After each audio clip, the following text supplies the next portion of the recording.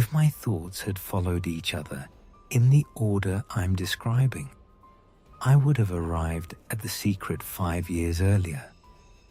But the thing is, they were isolated thoughts, views, and impressions that balked at coherence for a long time.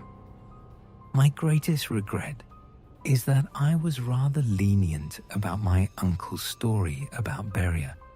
If not for that common sense of mine, I would have known everything by 1993. However, first things first. After the divorce, after a significant break, I again began descending into my underground chambers. Frankly, I didn't think about the secret there. I simply sought refuge from my melancholy and despair, from the feeling of hopelessness in my life. The communications of the new districts, all these Likovkas, Prostokvashinos, and Golodaevkas, held little appeal for me, instilling a downright disgust with their utilitarian primitivism. So I mostly wandered beneath the old town, glad that nothing had changed there, that everything was just as it had been in the days of my distant and happy childhood. In my wanderings, I once stumbled into one of those dead-end corridors I mentioned earlier. I recalled hearing a distant hum here once, and even the floor, I remember, trembled slightly under my feet. Now everything was quiet and calm as a grave. Shining a flashlight under my feet, I walked around the perimeter of the corridor. In the branches, I mechanically used the right-hand rule, lightly touching the wall as I walked, and was about to step out the half-open door when something suddenly nudged me. For as long as I could remember, I'd always heard a distant noise in corridors like this one. The thought itself meant nothing. Some transformers or pumps running nearby could have broken down or stopped, that was obvious. But shifting the semantic emphasis of the inference, I arrived at another startling conclusion. During my childhood hikes, only these corridors, whose purpose was unclear, were connected to the source of the incomprehensible noise. And again, I felt a whiff of mystery. Just a mystery for now. Not the kind I was consciously pursuing, but big mysteries are always made up of small ones. Returning home, I crawled into the sofa where I kept my old diaries, school notebooks, lecture notes, and other paper trash. Sneezing from the dust, I rummaged through everything and, from under a stack in the far corner, pulled out a worn 48-page notebook with the ornate inscription, Labyrinth. I carefully opened it and anxiously began flipping through page after page. My gaze was met with clumsily drawn diagrams with naive symbols for valves and traps, with painstaking notes like, "Careful here," "Hot pipe," and numbers indicating the number of steps from one manhole to the next. I couldn't believe my eyes. As a child, I'd accomplished a colossal amount of work, probably comparable to the efforts of Livingston, Stanley, and the like. Of course, I remembered well how I'd kept all those notes, remembered how I'd drawn the lines of communication, each time hiding the notebook from my parents and sister in the second row of the bookcase. I remembered everything, but my childish persistence, determination, and energy astounded me. Me, 36 years old, disillusioned, dejected, and giving up. But they spurred me on, forcing me to act. After reviewing the notebook, I realized the diagram wasn't right for me. It gave a complete picture of the layout of the passages and pipes, but it wasn't drawn to scale, and I desperately needed an accurate representation to confirm one of my assumptions. It took me exactly a year to create an accurate map of Snezhinsk's underground utilities.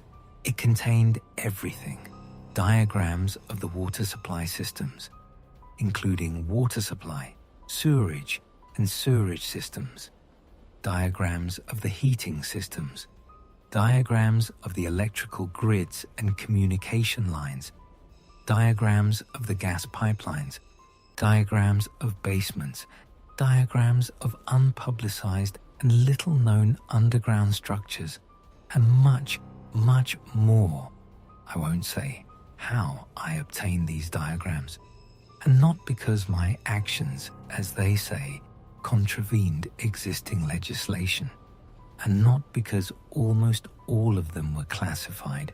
Most were for official use only. Because the people who wittingly and often unwittingly provided me with access to this information are still sitting at their desks. Let them stay there. Don't think I created my maps solely from the diagrams I received. Incidentally, I never needed most of them. That entire year, from the summer of 97 to May of 98, I practically never left the office. Fortunately, I had plenty of time. At work, you know what a mess it is. Even if you want to do something, others won't let you. Those with whom you're connected and who have their own problems. So most people have long since realized that to avoid stress, you have to sit quietly and wait for money. The only way to exist in our secret box. And the boss, in principle, doesn't give a damn whether you're at work or somewhere else. Maybe it wasn't like that for others, but I always agreed with mine. By the beginning of summer, the map was ready, and I had to sit down and study it thoroughly. I had to compare the routes of utilities at different levels and analyze their relationships with the structures located on the surface. I could go on and on about everything I did, how I conducted statistical calculations determining the variance and mean deviation of a number of selected parameters, how I created topological models of the sections of interest, how I studied the suddenly necessary technology for buried pipe installation, how I sifted through mountains of technical documentation, including the most exotic standards, norms, rules, and instructions.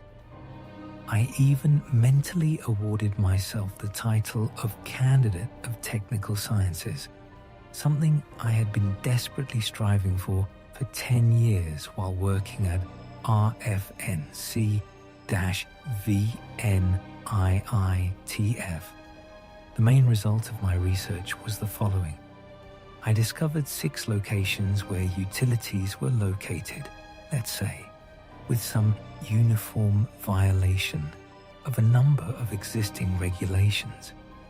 I'm not talking about defects in workmanship here. My God, not a single underground pipeline I know of is flawless. The people in charge would be horrified if they saw their condition with their own eyes. No, this is about something else.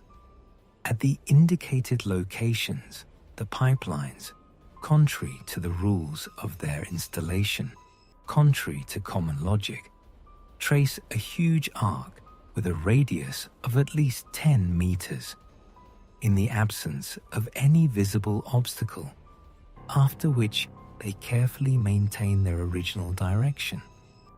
And, perhaps most importantly, the center of this arc in all 6 cases is located behind the end wall of those very dead-end corridors that intrigued me 20 years ago. Didn't something inside you tremble? Didn't a shiver run down your spine? No? Then you won't understand me. You won't understand why. When I first realized this, I laughed like crazy, screamed, choked, roared with laughter, and just couldn't stop until I realized I simply couldn't stop, that I was hysterical. And only then did I finally calm down. And yet, I'm known as a more or less reserved person, or rather, I used to be. There's no point in hiding these places. Since I've decided to tell you everything, I'll list the landmarks that roughly correspond to them. The first is the department store. The second is the Yubileyniy complex. The third is that smelly 11th building on Pobedy Street. For those who don't know, it's the long building across from and diagonally opposite the bus stop. The fourth landmark is the hill near Sonara, or more accurately, the parking lot near building number 25. The fifth is School 121. And finally, the sixth is the new, though what new is it? Surgical building. Naturally, you're trying to figure out what these places have in common. 2 stores, a residential building, a parking lot, a school, a hospital. What do they have in common? You could look back to the time of their construction, but that's unlikely to help either. Yubileyniy and the 11th building were completed in the second half of the 1960s.